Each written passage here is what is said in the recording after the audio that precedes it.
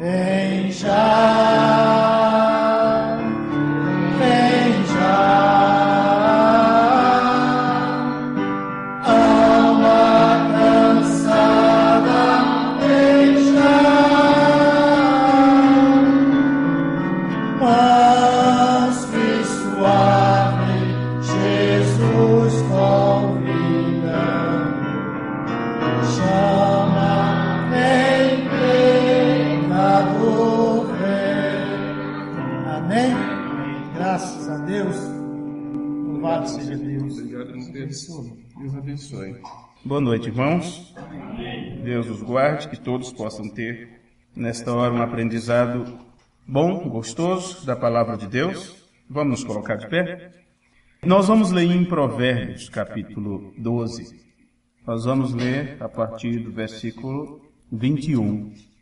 Provérbios 12, 21.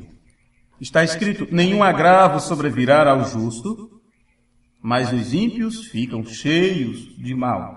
Os lábios mentirosos são abomináveis ao Senhor, mas os que agem fielmente são o seu deleite. O homem prudente encobre o conhecimento, mas o coração dos tolos proclama a estultícia, porque acha que sabe muito. A mão dos diligentes dominará, mas os negligentes serão tributários. A ansiedade no coração deixa o homem abatido, mas uma boa palavra o alegra. O justo é mais excelente do que o seu próximo, mas o caminho dos ímpios faz errar. O preguiçoso deixa de assar a sua caça, mas ser diligente é o precioso bem do homem. Na vereda da justiça está a vida, e no caminho da sua carreira não há morte. Amém. Amém. Senhor, nosso Deus, te agradecemos nesta hora por tua bondade para com cada um de nós. Temos cantado estes hinos da forma simples, como sabemos ou como conseguimos, e pedimos que o Senhor aceite a nossa adoração, nosso louvor desde os altos céus. Estamos na tua dependência, Senhor, e não adiantaria nada fazermos tudo sem a aceitação tua. Que nesta hora possamos receber diante de ti o favor que nós não merecemos, que é a tua graça, a graça suprema para enfrentarmos o desafio desse dia, Pai. Perdoa os nossos pecados, as nossas fragilidades. Obrigado pelos irmãos que tu tens nos dado, pelos companheiros de batalha, de jornada, que tu tens colocado no caminho de cada um de nós, sem os quais a nossa vida não seria a mesma, Senhor. Te agradecemos por cada um deles. Enquanto estivermos nesta terra, dependeremos uns dos outros, da oração uns dos outros, do amor e companheirismo, gratidão, aceitação e perdão. Ajuda-nos nesta hora a compreender mais um pouco da tua palavra, da tua verdade, que foi estabelecida para esse tempo final. Ajuda meus irmãos presentes e os que ouvem à distância, aqueles que ouvirem depois a gravação deste culto, que em tudo haja o agrado do Senhor e a tua bênção, a bênção de tua palavra, possa de encontro à necessidade de cada uma destas pessoas. Te pedimos humildemente no nome amoroso de Jesus Cristo para a tua glória. Amém. Amém. Agora vocês podem sentar. Onde nós lemos aqui em Provérbios, eu quero apenas pegar o versículo 25 para a nossa meditação, que diz: a ansiedade no coração deixa o homem abatido, mas uma boa palavra o alegra. E por isto, nós estamos recorrendo à palavra de Deus como um remédio contra a ansiedade e os males que viria sobre toda a face da terra nesse tempo do fim. Nós temos estudado neuroses durante todo esse mês de maio, né? Já estamos indo aí para o final do mês, e claro, estamos próximos de acabar esta série, porque já chegamos a 9 ou 10 cultos sobre este tema, e nós temos coberto até este ponto ansiedade, compulsão, obsessão, fobia, obsessão, fobia e depressão. Quando chegamos em depressão, nós então falamos um pouco, o culto depois disso, falamos sobre alimento, mostrando que as coisas não vão melhorar O profeta de Deus disse: o tempo irá piorar e não melhorar. Tivemos isso no culto passado. E falamos sobre os 10 passos, ou as 10 formas, as 10 maneiras de melhorarmos a nossa alimentação. Porque os problemas dos últimos tempos, a neurose, viria porque o homem estaria ingerindo alimentos híbridos e com isso estaria destruindo o seu corpo, as células do seu corpo e também as células do seu cérebro. Irmão disse: se isto destrói o seu corpo, não destruiria também o seu cérebro? E ele disse que a humanidade inteira estaria numa situação de neurose. Então também nós encontramos que as Escrituras falam que estas características da neurose, ansiedade, compulsão, obsessão, medo, fobia, e depressão, eram as características do tempo do fim que manifestariam o estado mental do homem nesse tempo final. E é todos os homens, inclusive cada um de nós. Em nosso estudo, até o momento, nós temos encontrado que, em primeiro lugar, a ansiedade é a principal condição que se manifesta nesse tempo do fim. E, na realidade, a ansiedade é a precursora da qual provém todas as outras características da neurose. A ansiedade é falada nas Escrituras, sobretudo, como referente a ela, como os cuidados desta vida, que pode ser traduzido como a ansiedade desta vida, a preocupação que temos com esta vida. Agora, isso se manifesta na pessoa através de preocupação com o futuro, com as coisas futuras. E nunca é pelo que está acontecendo, uma vez que você já sabe o que está acontecendo no momento. A ansiedade vem por causa da preocupação pelo que pode acontecer, pelo que pode suceder. Demonstra que é uma preocupação acerca de um possível futuro, que você não sabe se acontecerá ou não, mas você é levado, no momento, a se preocupar com isto.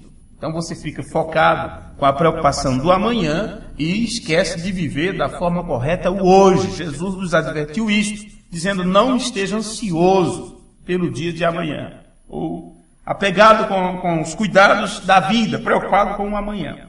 Assim, não está falando sobre a preocupação causada pelos eventos presentes, mas o que pode acontecer no futuro. Isto, quando você leva para o lado espiritual, você vai entender o porquê o irmão Branham disse que as pessoas estão sempre olhando para o ontem, para o que aconteceu, olhando para o amanhã, para o que pode acontecer, mas não estão preocupadas em entender o que Deus está fazendo no tempo presente.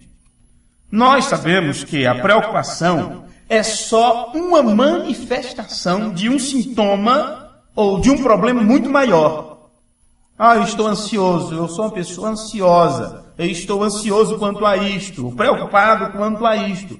E isto somente demonstra que há um problema maior por trás disso. A saber, a preocupação mostra que há uma falta de compreensão. A pessoa não entendeu ainda o que foi prometido.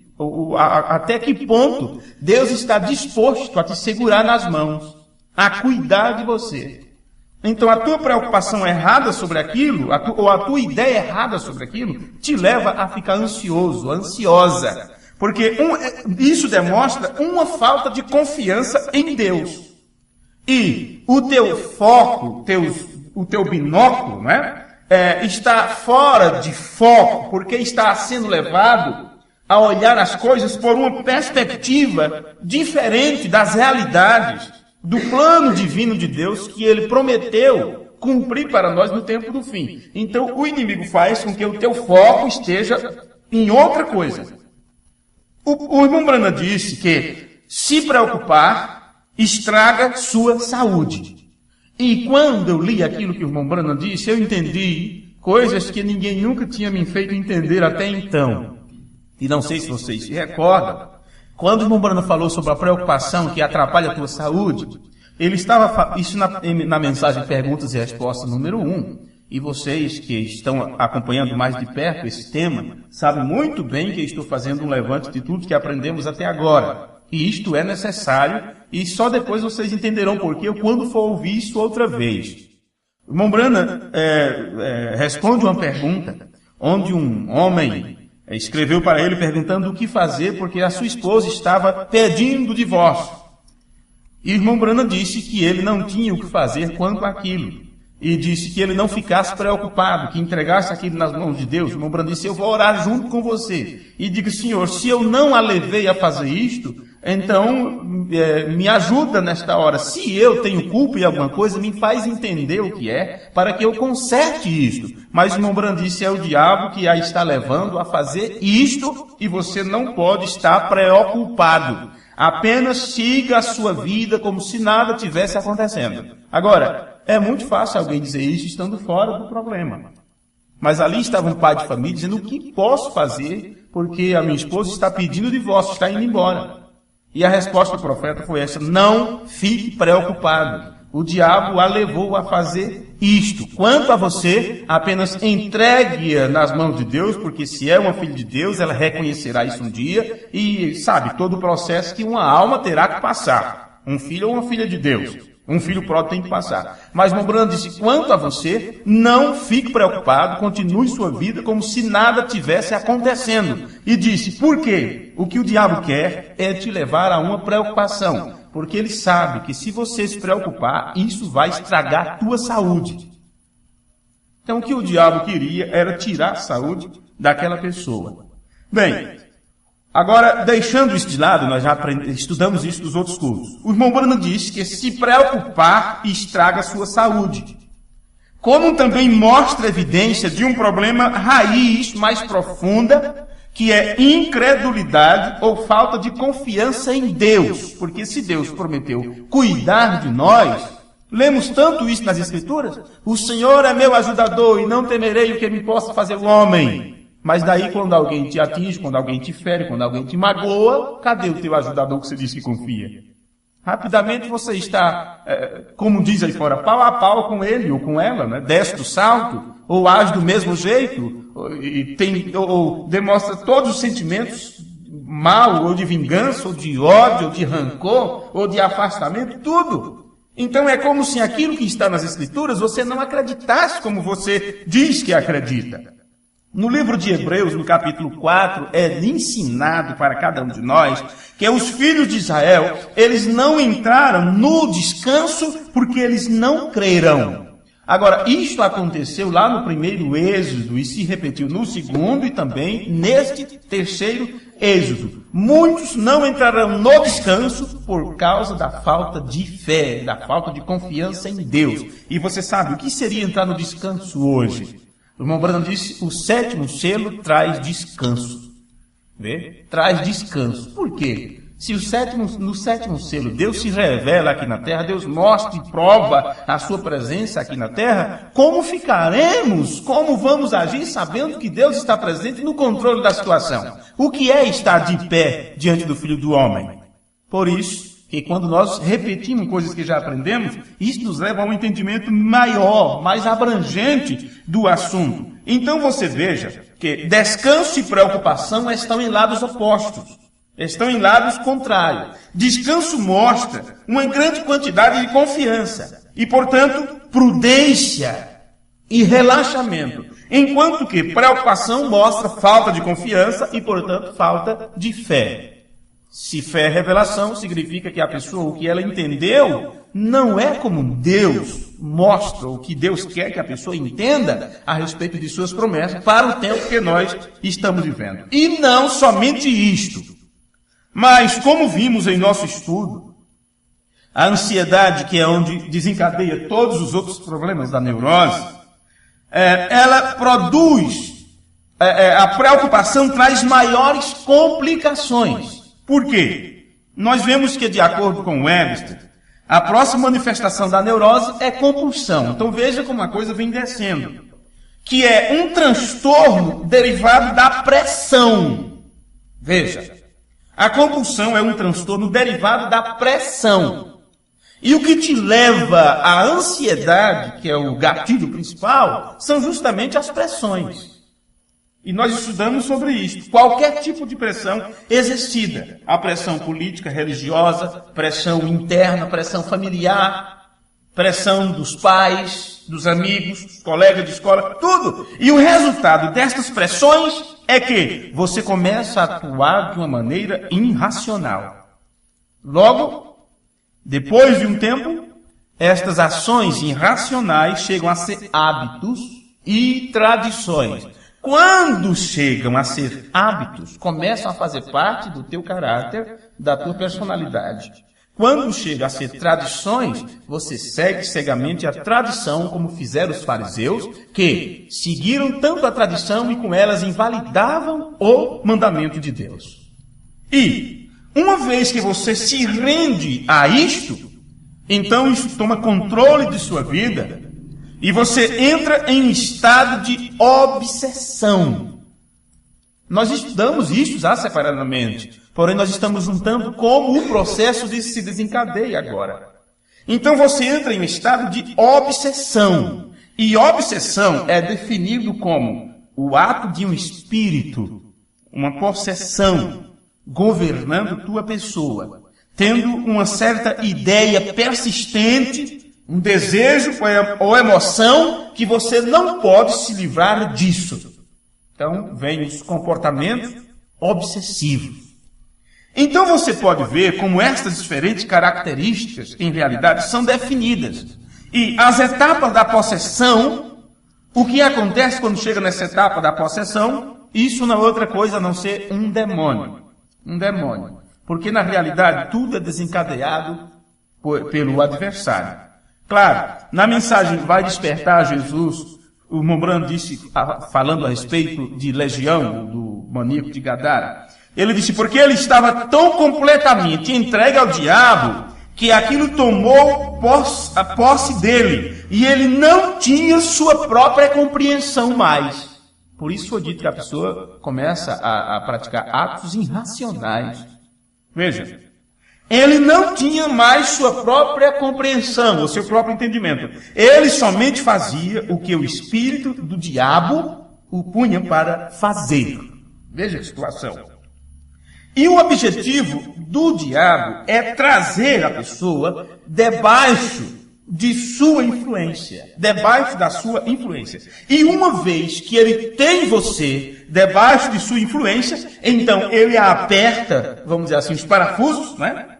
Ele aperta os parafusos e te põe de joelho. E você se torna como um escravo para ele, um cavalo para ele, melhor dizendo. Agora vamos ver como ele faz isso. Nós encontramos como o diabo faz isso nas Escrituras. Se você quer ler rapidamente, apenas um versículo, apenas ouvir. Em João capítulo 8, versículo 34, nós vemos aqui que o pecado, que é o quê? O Mombrano disse que pecado era o quê mesmo? Incredulidade. Ok. Então nós vemos primeiro que o pecado, que é incredulidade, é causada por você entrar debaixo de uma influência. Uma influência que você, ora, se é uma influência, veio de algum lado. Veio de alguém. Alguém te influenciou. E estudamos isto, que é pegar espírito de outra pessoa. Seus costumes, seus atos, suas ações. É assim que você pega um espírito. Recebendo a influência de outra pessoa. Então, nós encontramos que nossa resposta aqui nas Escrituras. Isto é causado por você entrar debaixo de uma influência que foi solta, ou que se desprendeu de alguém para você.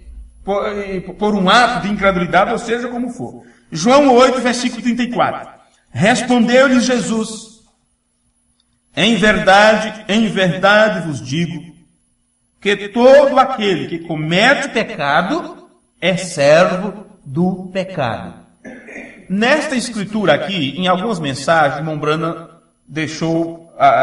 fez aquela divisãozinha, né, que você encontra no texto, uma chave, assim, vos digo que todo aquele que comete pecado, aí Mombrana diz, pecado é incredulidade. Vê? É servo do pecado. Agora, quando você entra no pecado, ou sob a influência da incredulidade, então você chega a ser um servo, um servente, não é? Daquela influência. Você se torna escravo daquilo. Nós encontramos também uma explicação sobre isto na segunda carta de Pedro, no capítulo 2, o versículo 19. Ali diz que quando, 2 Pedro 2, 19, quando somos vencidos por uma certa influência, você diz, eu não consigo resistir. É só sentir o cheiro do álcool, parei de fumar faz tempo, mas não consigo sentir aquele cheiro quando alguém está fumando. Você não consegue resistir. E assim é outras, e eu poderia falar aqui zilhões de outras coisas. Não é? Não consigo resistir à influência. Às vezes é um perfume, uma música, um ritmo, seja o que for. Não é? Em 2 Pedro 2,19 diz que quando nós somos vencidos por uma certa influência, nós chegamos a ser escravos daquela influência. Prometendo-lhes liberdade, sendo eles mesmos servos da corrupção. Não é um quadro perfeito do que fazem aí as pessoas?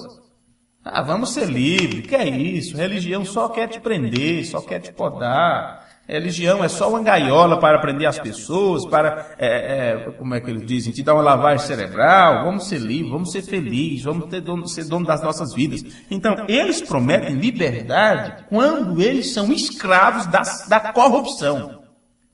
Eles pensam que estão fazendo por sua própria vontade. Um profeta vindicado por Deus disse que eles não têm seu próprio entendimento. Ele só faz aquilo que o Espírito que os está dominando os deixa fazer, ou lhes permite, ou lhes influi a fazer. Vê? Porque para começar, eles estão debaixo da influência da incredulidade, que é pecado. O que te separa de Deus. Por quê? Diz o apóstolo Pedro, no versículo 18, não é? É o versículo 18 ou 19 agora que eu estou lendo? 19. Porque de quem alguém é vencido, do tal faz também servo. Se torna escravo. Vê? Observe. Prometendo-lhe liberdade, sendo eles mesmos servos da corrupção. Porque de quem alguém é vencido, do tal faz também servo. Então é isto. Se aquilo venceu você se torna escravo daquela influência. Bem, o apóstolo Paulo, em Gálatas 2:4, Paulo nos ensina um pouquinho sobre isso também. Gálatas capítulo 2, versículo 4. E isto por causa dos falsos irmãos que se intrometeram e secretamente entraram para expiar a nossa liberdade que temos em Cristo Jesus, para nos porem em servidão. Falsos irmãos que entraram no meio da igreja primitiva ali para pôr eles em servidão. Como seria isto? Tirar o foco deles da verdade do evangelho que Deus tinha enviado para aquele dia, tentando levar eles para um foco errado das coisas, com os ritos da lei e tantas outras coisas. Nem sequer não era a lei, era a tradição que eles criaram sobre a lei. Que hoje o que nós mais temos é tradição. Tradição da mensagem se passando como se fosse a mensagem. Agora, até este ponto do nosso estudo, nós temos encontrado que a servidão é o resultado que começa com a ansiedade. O resultado da influência que começa com a ansiedade. Parece uma palavra tão simples, porque todo mundo diz, eu sou uma pessoa ansiosa, mas isto vai muito além do que meras palavras. Veja, a servidão é o resultado de uma influência que começa com a ansiedade. Por que isto? O diabo, ele tem estabelecido uma armadilha, um laço ou uma armadilha, para abarcar o mundo inteiro. William Branham disse que isto é uma armadilha que abarca o mundo inteiro. E o William Branham estava citando as palavras de Jesus, o qual dizia que no tempo da manifestação do Filho do Homem, o mundo inteiro estaria apanhado por um laço. a ponto das pessoas não conseguirem se manter de pé perante o Filho do Homem. Agora, esse engano ou armadilha está englobado, interligado com a economia. Economia vai além de você pensar em dinheiro ou disto e daquilo. Porque o que significa você estar na economia de Deus? Então você percebe que não tem nada, que vai muito além daquilo que pensamos com a simples definição que aprendemos desde pequeno. Agora entenda, vejam ao que vamos aprender. Este engano ou armadilha está conectado com a economia. O diabo sabe que as pessoas têm que ganhar a vida. O diabo sabe que quem não trabalhar não come, é o ditado, não é? Popular. Claro, quem não trabalhar não come. Até a criancinha tem que chorar para poder, dá uma mamadeira. Chorou, está com fome. Se não trabalhar, não come. O diabo sabe que temos que ganhar a nossa vida com o suor do nosso próprio rosto. Ele sabe sobre isto e ele sabia sobre isto no início. Desde a maldição que foi posta sobre o homem por sua desobediência no jardim do Éden. Permita-me agora, com esse pouco tempo que temos, ler como começou tudo isto. E então teremos os antecedentes, para estas condições difíceis de suportar no tempo do fim. Porque isso foi o nosso primeiro culto. Neurose e tempos difíceis. Quando Paulo disse nos últimos dias virá tempos difíceis, tempos trabalhosos, tempos perigosos, dependendo da tradução. E a tradução ampliada diz, conectado com os estresses, será um tempo difícil de lidar e de suportar.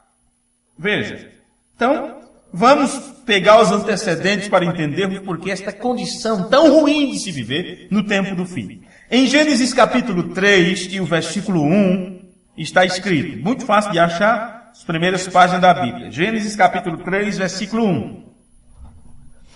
Mas, porém, a serpente era astuta. Se era astuta, ela não brincava, ela não, como diz assim, ela não dava nó, dava ponta sem nó. Ela tinha astúcia, ela sabia como argumentar.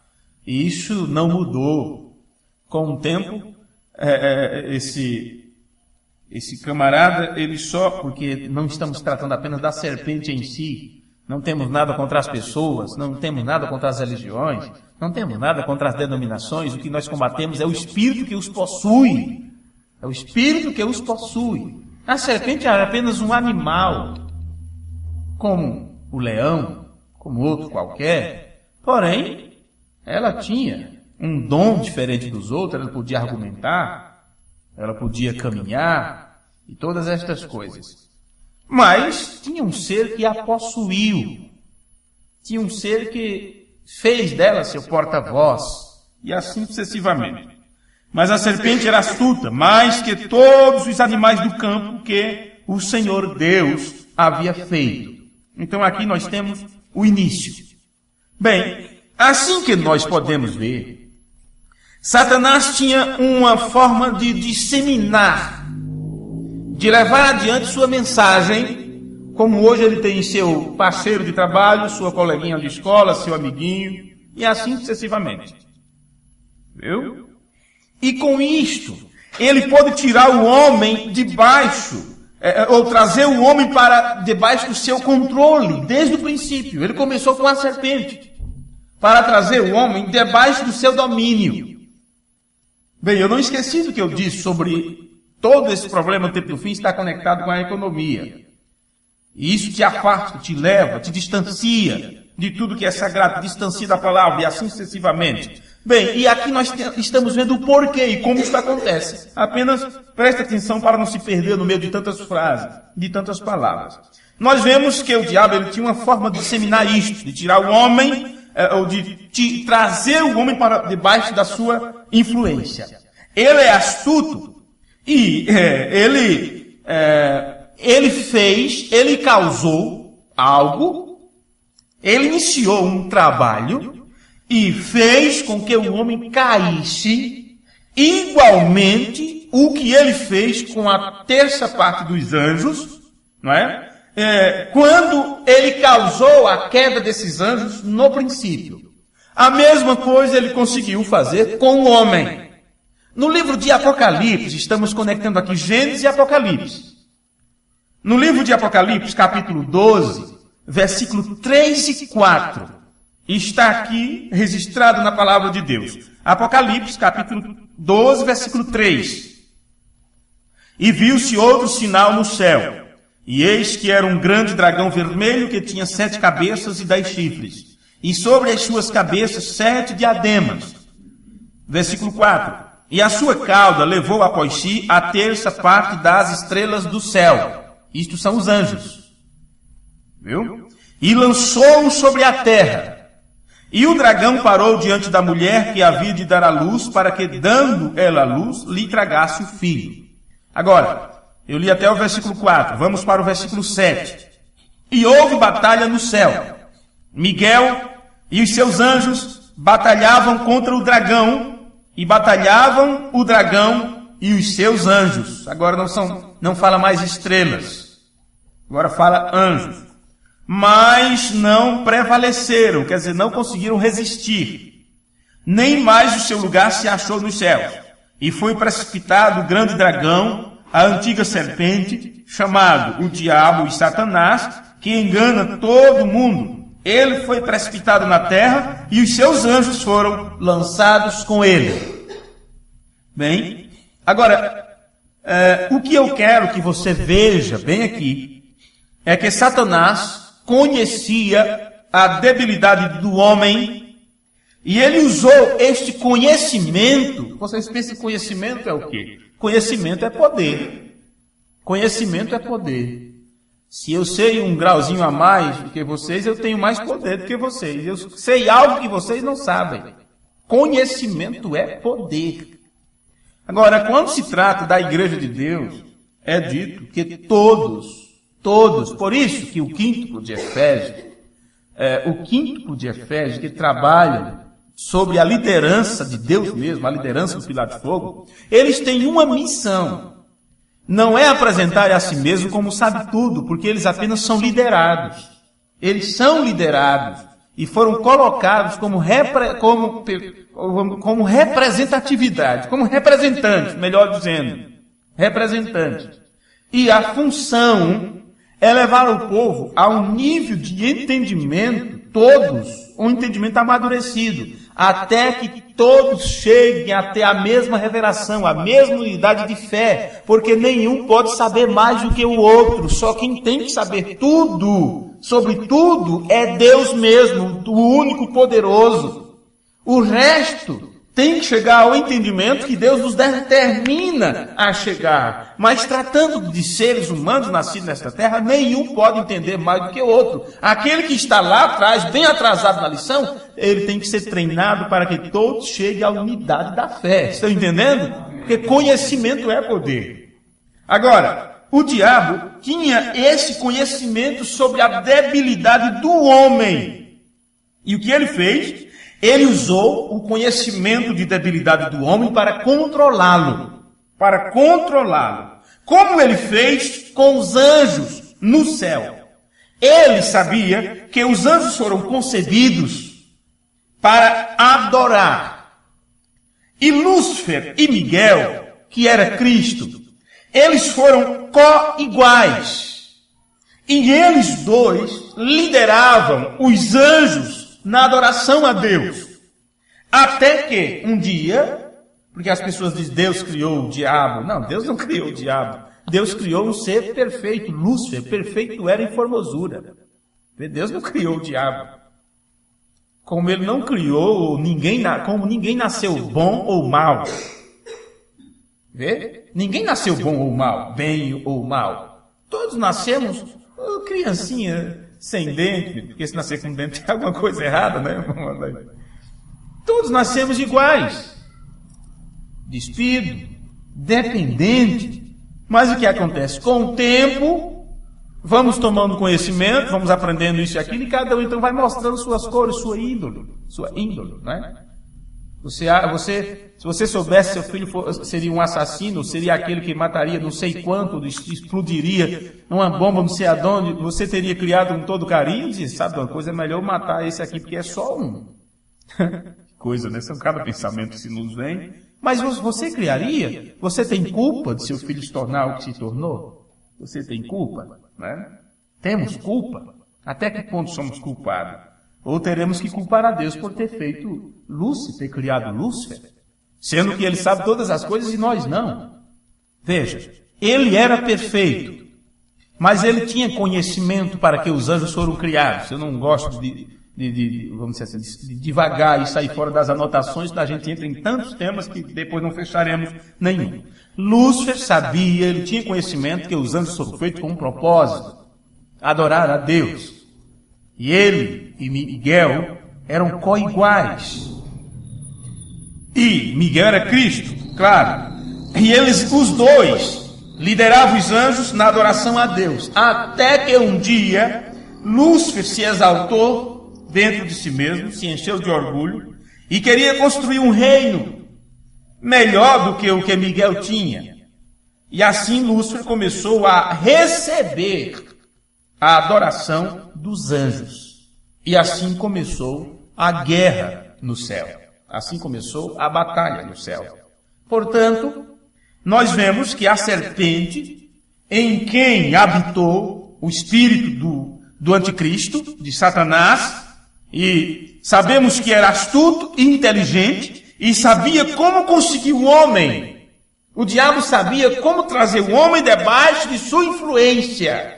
Como ele conseguiu fazer com os anjos. E ele sabia, se ele conseguisse com que os homens, bem, falamos os homens, porém ele começou por um. Eu penso que quando ele começou a surrupiar os anjos para o seu lado, né? Ele começou por um deles, começou por alguém ali. E assim, como diz a Bíblia, terça parte das estrelas, né? O seguiu para ser lançado abaixo. Então, ele só precisava fazer isso com um homem. E a Bíblia diz que por um só homem veio então a queda. E assim todos pecaram. Então veja, ele sabia que se conseguisse fazer com que o homem fizesse o mesmo, vamos tirar os homens, porque estamos falando aqui de Adão, juntamente com Eva, não é? Ok, vamos levar bem para o singular. Tá. Se ele conseguisse fazer com que o homem fizesse a mesma coisa que os anjos fizeram, eles também seriam expulsos da presença de Deus, como os anjos foram expulsos, e agora ele não só teria uma legião de anjos seguindo, ele agora teria também uma legião de homens seguindo. Vê? Então ele adquiriu a adoração dos anjos, e agora teria também os homens sobre a sua influência, uma segunda classe de seguidores. Ele já tinha conseguido a adoração dos anjos, e agora tinha os homens seguindo seu ensino, tirando foco daquilo que Deus tinha dito. E assim o homem foi amaldiçoado por Deus. Veja tudo que falamos para chegar na parte agora da economia. O homem então foi amaldiçoado por Deus, e a maldição era que o homem estaria sujeito a uma classe de economia dependente. Ou seja, você dependerá de um trabalho duro, do seu esforço, não é? Para produzir meios para subsistir nesta terra. Esta foi a maldição dada ao homem. Você terá que trabalhar para poder subsistir, para poder adquirir as coisas. Quer isto? Então vai ter que trabalhar. Agora, vamos ver isto como é correto nas Escrituras. Em Gênesis 3, nós lemos a primeira parte de Gênesis 3. Vamos para o versículo 17 e 19. Gênesis capítulo 3, versículo 17 ao 19. E Adão disse, aqui está a sentença que Deus deu para Adão. E Adão disse, Gênesis 3, 19. Porquanto deste ouvidos à voz de tua mulher, e comeste da árvore de que te ordenei, dizendo, não comerás dela, maldita é a terra por causa de ti. Com dor comerás dela todos os dias da tua vida, espinhos e cardos também te produzirá, e comerás a erva do campo. Veja, irmãos, observe aqui. Já está dizendo que era condor. Veja, condor comerás todos os dias da tua vida. Então era uma coisa, não seria fácil, o homem teria que correr atrás. Agora, quando você leva isto para muitos mil anos na frente, Jesus chega agora, porque durante esse período de tempo, o inimigo fez com que o homem agora, toda a sua atenção para o trabalho, para o dia a dia, era uma preocupação tão grande, tão medonha, que isso tirou o foco para as promessas que Deus tinha para cada tempo. E chegou a um estágio tal, que quando o Senhor Jesus entrou em cena, um dos seus ensinos foi este: parem de se preocupar com o dia de amanhã. E ele falou sobre o quê? Comer, beber, vestir. Não foi isso? Justamente para o qual nós vivemos, para o qual trabalhamos. E ele disse: adianta você correr tanto, quem de vocês consegue acrescentar um côvado à sua estatura? É como se Jesus tivesse jogado um balde de água gelada, não é? Nesse fogo todo das pessoas. Veja. Agora, isto teria que acontecer também no nosso tempo. Porque a ideia do diabo é nos manter sob a sua influência, mas você não percebe que é a influência dele. E todo o teu foco para a promessa de Deus para esse tempo é tirada. E te leva apenas para os cuidados da vida, que te leva à ansiedade. E assim sucessivamente, eu não quero repetir tudo outra vez. Então observe. Versículo 19 de Gênesis 3. No suor do teu rosto comerás o teu pão, até que te tornes a terra, porque dela foste tomado, porquanto és pó, e em pó te tornarás. Então assim, nós vemos que o homem teve que começar a trabalhar, né, com a finalidade de viver, manter sua vida. E aqui é onde o diabo entra e faz sua decisão de utilizar a maldição que Deus colocou sobre o homem contra o homem, a fim de o trazer debaixo de sua influência. Veja que coisa, que rolo. Bem, Hitler fez a mesma coisa. Ele prometeu ao povo uma vida melhor. Quem já leu alguns escritos de Adolf Hitler, lá pelos anos 1927, 28, 29, aquele homem demonstrava que ia ser um líder de primeira categoria. Os movimentos trabalhistas e aquela coisa toda. O seu discurso era envolvente. O que ele prometia para as pessoas, uma vida melhor, uma Alemanha unificada, e aquela coisa toda, foi uma coisa tremenda. Foi uma coisa tremenda. Ele prometeu ao povo uma vida melhor. Ele prometeu dois carros na garagem das pessoas. Ele prometeu que eles teriam comida, frangos e tudo, todo dia em sua mesa. E quando ele teve o povo debaixo de sua influência, então ele começou a perseguir os judeus. E as pessoas só davam a volta, só davam as suas costas, meneavam a cabeça e não podia fazer nada. Porque depois de tudo, eles olhavam o que aquele líder fez de bom para o país. Assim nós vemos a influência que Satanás tem sobre o povo. É assim. E ele cega as pessoas para a prosperidade material. Com coisas materiais ou com o que você pode adquirir enquanto estiver na terra. Ele chega a te cegar com isto.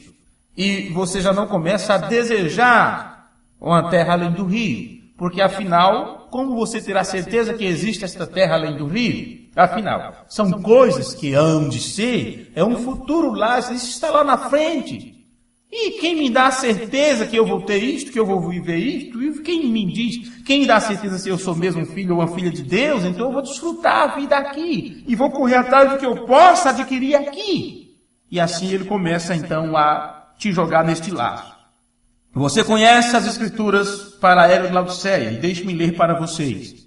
E ao anjo da igreja que está em Laodiceia escreve: isto diz o Amém, a testemunha fiel e verdadeira, o princípio da criação de Deus. Conheça as tuas obras, que nem és frio, nem quente. Quem dera fosse frio ou quente. Assim, porque és morno e não és frio nem quente, vomitar-te-ei da minha boca. Como dizes, rico sou, e estou enriquecido, e de nada tenho falta, e não sabes que és um desgraçado, miserável, e pobre, e cego, e nu. Vemos, então, que o espírito predominante desta era é que o homem está tão consumido com suas possessões materiais que ele fica cego para a sua condição espiritual. E então, nós vemos a continuação de acordo com Lucas 21. Veja na sua Bíblia que está em Lucas 21. É importante você ver isto. Ali vemos que as preocupações desta vida será um laço que atrapalhará por completo o mundo inteiro e fará com que eles fará com que eles deixem de estar na presença do Filho do Homem, quando o Filho do Homem, então, se apresenta. Lucas 21, versículo 31. Assim também vós, quando virdes acontecer estas coisas, sabei que o reino de Deus está perto. Em verdade vos digo, que não passará esta geração até que tudo aconteça. Passará o céu e a terra, mas as minhas palavras não hão de passar. E olhai por vós. Cuidado com você, olhe para si próprio. Para quê? Não aconteça que os vossos corações se carreguem de glutonaria. O que é coração? Porque se está tratando de comer, aí seria o quê? O nosso estômago, né? Mas está falando do nosso entendimento carregado de glutonaria. E isto aqui não se trata apenas de comer, mas alimentar o cérebro com as influências que o diabo tem para este tempo. De embriaguez. Você diz, nunca bebi na minha vida, então essa escritura não é para mim. O que é estar embriagado? A bebida apenas te dá uma dica do que é estar embriagado. Você perde o sentido. Você já não pensa de forma clara. Você anda para lá e para cá. O que é que aprendemos? Um dos nossos cultos sobre neurose fala sobre cocheando entre dois pensamentos. Vê? Porque a pessoa está nessa situação, um estado de embriaguez. Embriaguez. E claro, como dizia Ivan Bulhões, embriaguez e desordem, né? Embriaguez e desordem. Embriaguez, você perde a ordem das coisas. Vê? Embriagado com esta vida, com as coisas que nos prometem nesta vida, com o que você pode adquirir nesta vida. E nessa busca de adquirir, você entra em ansiedade. Que é o que você trabalha hoje, que você corre hoje atrás para ver se tem amanhã. E isso essa ansiedade te leva à compulsão. Compulsão. E depois te leva a uma obsessão, que já é uma possessão já. Fica possesso. E quando você chega nesse estado de possessão, só te resta medo. Porque você para de confiar, para de acreditar, para de crer. E aprendemos que sempre que um anjo de Deus entra em cena, ele diz, não temas. Não temas. Deus desceu nesta hora, o anjo disse, lembrando a mesma coisa, não temas. Eu fui enviado da presença do Deus Todo-Poderoso. Não temas. Veja, bem, o medo não é apenas assim, eu estou com medo do escuro. Não estamos tratando disso. Isso vai muito além, gente. Só se eu tivesse um ano para pregar só sobre isso. Ok. Que não aconteça que a vossa mente, o vosso entendimento, que é o vosso coração, se carreguem de glutonaria, de embriaguez, dos cuidados da vida. Vê? E venha sobre vós de improviso aquele dia. Então o mundo estaria nessa situação. Tão preocupado com o dia a dia, com os cuidados da vida, que chega de improviso, sem aviso aquele dia. Porque virá como um laço sobre todos que habitam na face da terra. Vigiai, pois, em todo o tempo, orando, para que sejais ávidos por dignos de evitar que aconteça com você, não é? Todas estas coisas que hão de acontecer, para que você possa estar. Você vê que eu estou lendo... eu estou fazendo a tradução da Bíblia para nosso linguajar aqui, né, para o que estamos falando. Porque aqui diz, e de estar em pé, né, diante do Filho do Homem, para que você possa permanecer de pé diante do Filho do Homem. Então, o que é estar de pé diante do Filho do Homem? O que é o Filho do Homem? Já aprendemos tanto sobre a manifestação do Filho do Homem, o Filho do Homem que viria entre Filho do Homem, Filho de Deus, Filho de Davi, entre uma coisa e outra, e lembrando disso, a manifestação do Filho do Homem outra vez.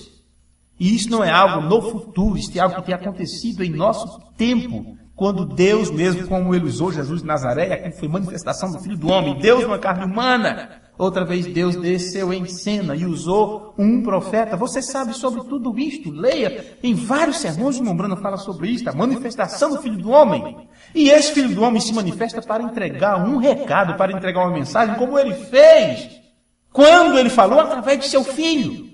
E assim sucessivamente. Então isso acontece a mesma coisa. E estes que ficam apegados somente com esta vida, eles não conseguem ficar de pé diante do que o Filho do Homem veio manifestar, diante da mensagem que ele veio entregar, a revelação que ele veio dar. E assim temos encontrado até agora, em nosso estudo, que Satanás usou a economia e o estilo de vida como uma armadilha para atrair ou tirar sua atenção daquele que tem o controle de tudo e para te dar uma abordagem diferente, uma abordagem errada, como ele fez no Jardim do Éden. Porque esse é o seu propósito, trazer você sobre a sua influência. E uma vez que você está sobre sua influência, então começa o passo a passo para você ficar sob o domínio dele. Ele fez isto com Eva, ele conseguiu. E quando ele conseguiu, ela saiu fora da proteção da palavra. E uma vez que ela fez isso, ele implantou em Eva a sua semente, e esta semente produziu um híbrido, uma vida híbrida. A mesma coisa acontece. Falamos no culto anterior sobre os alimentos híbridos que causam morte. No lado espiritual é a mesma coisa. O diabo te traz sobre a sua influência, e uma vez que ele faz isto, ele implanta em você a sua vida, através de um enfoque errado sobre o ensino que Deus tem trazido. E uma vez que isso é feito, começa a gerar em você a semente da dúvida, do medo, do desespero, do não acreditar na palavra de Deus, e aí você começa a ter mais, vamos dizer assim, dar mais crédito a seus medos, a sua procura, a seus desejos e tal, do que dar crédito àquilo que Deus prometeu. E quando isso acontece, meu filho, vem aquele grito do irmão Branham: não saia da fila, não saia da fila, porque você está correndo perigo, e assim sucessivamente. Me diga, como concluiríamos um tema desse? Como concluiríamos um ensino desse, um culto como esse? Isso não tem conclusão, isto prossegue. Vamos colocar de pé? Vamos orar? Vamos orar? Vamos orar. Que acredito que o recado fica dado para cada um de nós, né? O alerta fica dado, porque isto é a pura realidade do que está acontecendo. Eu teria 3 páginas de anotação aqui, eu vou deixar para o culto de quarta-feira. Vocês que não puderão estar, depois pegarão todos, esses cultos serão todos colocados depois no MP3, para que todos os irmãos possam ter essa série completa. Pai bendito, no nome de Jesus Cristo, nós te agradecemos por tua graça para com cada um de nós. Bem sabemos, ó Deus, o perigo que estamos correndo enquanto estamos neste mundo. Tanto é que o Senhor Jesus orou por aqueles que estavam no mundo, pedindo que o Senhor os livrasse do mal. E ele não orou somente por aqueles presentes, mas por todos aqueles que, por as palavras dele, e que depois seria transmitida pelos discípulos, por aqueles que viessem a crer também no que foi ensinado. E aqui estamos, ó Deus, crendo que estamos acobertados por esta oração de teu Filho Jesus Cristo, Pai. E estamos agradecidos nesta hora por o Senhor abrir nossos olhos, nosso entendimento, para vermos os acontecimentos do tempo final. Perdoa, Pai, nossos pecados. Perdoa, Senhor, as coisas que temos feito errado, que temos entristecido o Espírito Santo. Entregamos diante de Ti nesta hora, pedindo que o Senhor cuide de cada um de nós. Se é da Tua vontade, Pai, de passarmos ainda dias ou anos aqui nesta terra, queremos passar na Tua presença, queremos viver para engrandecer o Teu santo e bendito nome, Senhor. Ajuda as famílias aqui representadas, cada irmão aqui, as famílias que eles representam, nos 4 cantos da terra, porque todos passamos pelos mesmos problemas e dificuldades, e que o Senhor derrame a graça soberana sobre cada uma dessas pessoas, e as bênçãos espirituais que vêm do Pai das luzes possa vir iluminar e esclarecer as nossas vidas. No nome amoroso de Jesus Cristo, nós oramos e te pedimos para a tua glória. Amém.